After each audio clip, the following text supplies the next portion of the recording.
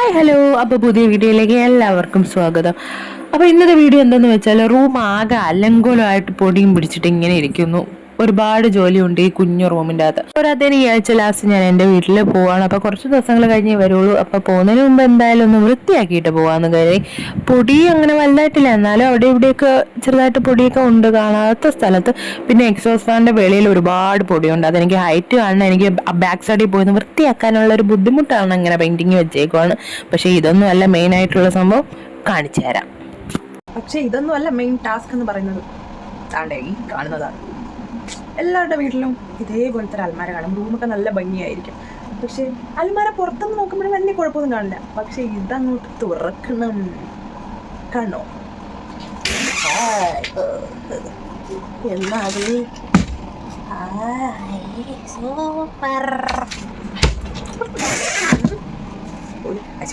അതിൻ്റെ അകത്തൊരു സാധനം. ഒന്നുമില്ല, അതിൽ സാധനമൊന്നുമില്ല, കുപ്പി മാത്രമല്ല. അതെല്ലാം ഇവിടുത്തെ സാധനം അടിച്ച് തീർത്തു. അപ്പോൾ മെയിൻ ടാസ്ക് എന്ന് പറയുന്നത് ഈ കാണുന്ന ഷെൽഫ് നമ്മൾ അടുക്കി പറക്കിയെല്ലാം വെച്ച് വൃത്തിയാക്കാൻ പോവുകയാണ്. അപ്പോൾ കൂടെ ഈ റൂം കൂടി ഒന്ന് വൃത്തിയാക്കണം. തുടങ്ങിയാലോ? അലർജി പ്രശ്നമൊക്കെ ഉള്ളത് കാരണം ഇന്ന് രാവിലെ ഒരു ലോഡ് തുമ്മൽ കഴിഞ്ഞത് കാരണം നമുക്ക് മൂക്കൊക്കെ ഒന്ന് കെട്ടിയിട്ട് പണി തുടങ്ങാം.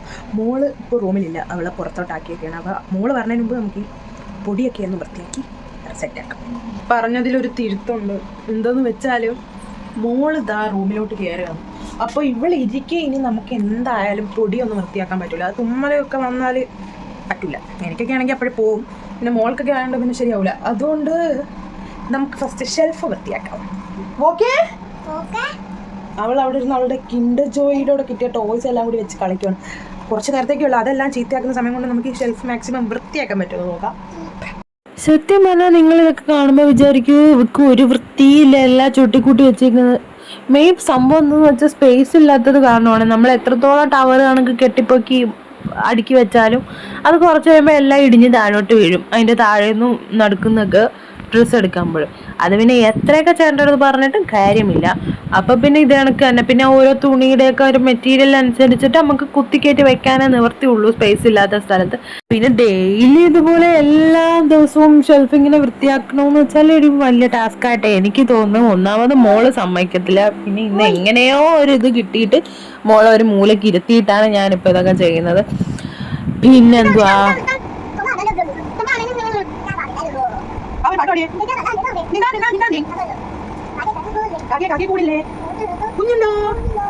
അപ്പൊ ഇതിന് മുമ്പത്തെ ക്ലിപ്പിലെ ഓഡിയോ കേട്ടിട്ട് ആരും പേടിക്കേണ്ട, അത് മോള് പാട്ട് പാടിയതാണ്.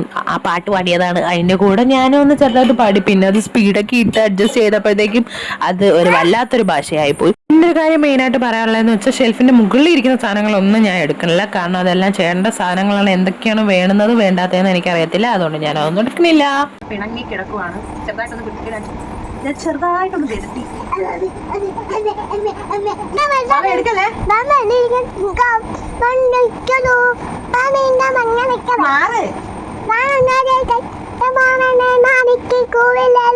പറഞ്ഞത് ആർക്കെങ്കിലും വല്ലതും മനസ്സിലായോ?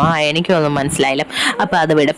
അപ്പൊ അതാ ഞാൻ ഷർട്ടും പാന്റും ഒക്കെ അടുക്കി പറക്കി ഇങ്ങനെ വെച്ചിട്ടുണ്ട്. ഇനി നമുക്ക് താഴെ കുറെ സംഭവങ്ങളുണ്ട്. അടക്കി വെക്കുന്നതിന് ഒരു കാര്യമില്ല. ഇനിയിപ്പോ അതിന്റെ താഴെ ഒരു ഷർട്ടം എടുക്കും, എല്ലാം കൂടി വീണ്ടും താഴോട്ട് വന്ന് വീഴും.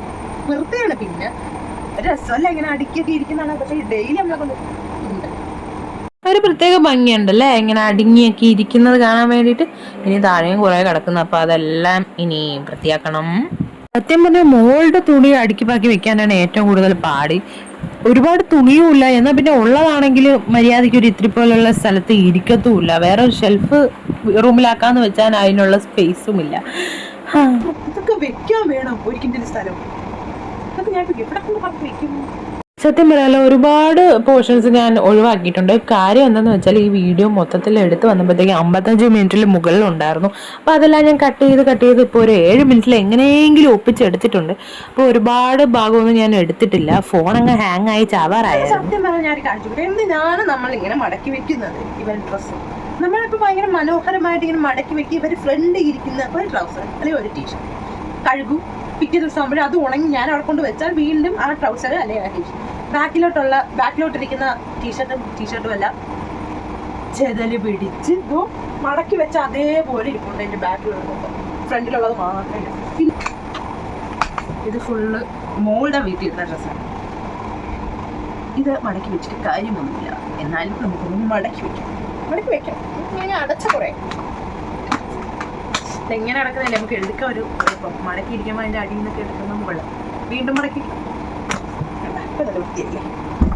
അത് നമുക്ക് ഇരുന്ന സ്ഥലത്ത് ഇനി താഴെ കുറേ സോക്സും ടീഷർട്ട് പിന്നെ ഷഡ്ഡി അതൊക്കെ ഒന്ന് മടക്കി വെച്ചിട്ട് ഞാനിപ്പോൾ വരാം.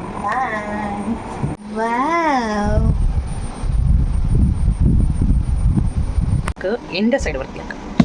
കണ്ടോ, ഇത്രയേ ഉള്ളൂ എൻ്റെത്. വളരെ കുറഞ്ഞൊരു ഗ്യാപ്പിൽ കണ്ടോ. അതേസമയം ചേട്ടൻ്റെ നോക്ക്, എൻ്റെ നോക്ക്, ചേട്ടൻ്റെ നോക്ക്, ഇത്രയേ ഉള്ളൂ. പക്ഷെ നമുക്കറിയാലോ ഇപ്പം ഈ ടോപ്പ് കാര്യങ്ങളൊക്കെ മറ്റേ ഷിഫോൺ ടൈപ്പ് തുണിയൊക്കെ ആകുമ്പോൾ നമുക്ക് അടുക്കി ഇതുപോലെ വയ്ക്കാൻ പറ്റില്ല. എല്ലാം കൂടി കിടഞ്ഞടിച്ച് താഴെ പോകും. സോ ഞാനിങ്ങനെ കുത്തിക്കയറ്റി വയ്ക്കും കേട്ടോ. നമുക്ക് വീണ്ടും അടുക്കി പറക്കി വെക്കാം, എന്നിട്ട് നമുക്ക് നാളെ വീണ്ടും കുത്തിക്കയറ്റി വയ്ക്കാം. ഓക്കെ. അത് എനിക്ക് ആ സൈഡ് വൃത്തിയാക്കുന്നത് കാണുന്ന രീതിയിൽ എനിക്ക് ഫോൺ വയ്ക്കാൻ ഒരു സ്ഥലമില്ല, അതുകൊണ്ട് ഞാൻ അത് ഫുൾ വൃത്തിയാക്കിയിട്ട് കാണിച്ചു. എൻ്റെ സൈഡ് ഫുള്ള് ഞാൻ അടുക്കി പറക്കി വെച്ചു. ഇത് ഒരു കാര്യമില്ല, ഇത് ഞാൻ ഫ്രണ്ടിൽ നിന്ന് എടുക്കുമ്പോൾ എല്ലാം കൂടി വന്ന് വീണോളും. എന്തോ വേണം? ഇവിടെ ഒരാൾ ഓറഞ്ച് ജ്യൂസ് വേണമെന്ന് പറഞ്ഞ് നിൽക്കുന്നുണ്ട്. അപ്പോൾ ഞാൻ മോക്ക് പോയി ജ്യൂസ് കൊടുക്കട്ടെ. അത് കഴിഞ്ഞിട്ട് ബാക്കി റൂം ക്ലീൻ ചെയ്യാം. അപ്പോൾ ഷെൽഫിലെ പരിപാടികളെല്ലാം കഴിഞ്ഞ് ഞാൻ അടച്ചു. അപ്പോൾ പോട്ടെ. അപ്പം നമുക്ക് മുഖമൊക്കെ കെട്ടിയിട്ട് പൊടിയൊക്കെ അടിക്കാം. അപ്പോൾ ഇവിടെ ഒരു പഴയ ടീഷർട്ട് വൃത്തിയാക്കിയപ്പോൾ ചേട്ടനെ കിട്ടി. അപ്പോൾ അതൊക്കെ വെച്ച് ഞാൻ ഇവിടെ എല്ലാം പൊടി ഫാനിലതും അവിടെ ഇവിടേക്കുള്ള ചെലഞ്ചെല്ലാം എല്ലാം ഞാൻ അത് വെച്ച് അങ്ങ് തുടയ്ക്കുവാണ്. ഇവിടെ ബാക്കിൽ പണയൊക്കെ ഉണ്ട്, അപ്പോൾ അതിൻ്റെ പൊടി അടിച്ച് കയറുന്നുണ്ടായിരിക്കും. ഭയങ്കര പൊടിയാണ്. എന്നെ കൊണ്ട് പറ്റുന്ന രീതിയിൽ പൊടിയൊക്കെ ഞാൻ വൃത്തിയാക്കി. അതൊന്നുമില്ലാന്ന് തോന്നുന്നത്, അത്യാവശ്യം വൃത്തിയാക്കിയിട്ടുണ്ട്. ഇപ്പൊ മഴയൊക്കെ ആയതുകൊണ്ട് നല്ല കൊതുകാണ്. അപ്പൊ പിന്നെ പുറത്ത് നെറ്റൊക്കെ അടിച്ചിട്ടുണ്ട്. ഭയങ്കര ഹ്യൂമിഡിറ്റി ആണ്, കുഞ്ഞു റൂം ആയത് കാരണം. അതുകൊണ്ടാണ് എക്സോസ്റ്റ് ഫാൻ ഒക്കെ കൊടുത്തേക്കുന്നത്. ബെഡ്ഷീറ്റ് ഞാൻ മാറ്റിയില്ല. ആ കാണുന്ന ഷെൽഫ് കുറേ പഴയ മരുന്നൊക്കെ ഇരിപ്പുണ്ട് മോളുടെ. അപ്പോൾ അതെല്ലാം നമുക്ക് ഈ ബക്കറ്റിലോട്ടാക്കാം.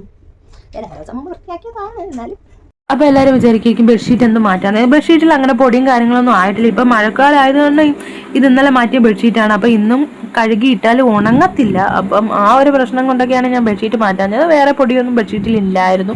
അത് പിന്നെ കറക്റ്റ് ടൈമിൽ ഞാൻ പറയാൻ വിട്ടു. ഞാൻ തറയെല്ലാം തൂത്ത് തുടച്ച് ഡെറ്റോളൊക്കെ ഒഴിച്ചിട്ട് ഇപ്പം എങ്ങനെയുണ്ട്? റൂം കാണാൻ നല്ല ഭംഗിയില്ലേ? അപ്പോൾ വീഡിയോ ഇഷ്ടപ്പെട്ട ഉറപ്പായിട്ട് സപ്പോർട്ട് ചെയ്യുക, ലൈക്ക് ചെയ്യുക, ഷെയർ ചെയ്യുക, സബ്സ്ക്രൈബ് ചെയ്യുക. അപ്പോൾ അടുത്ത വീഡിയോയിൽ കാണാം. ബൈ.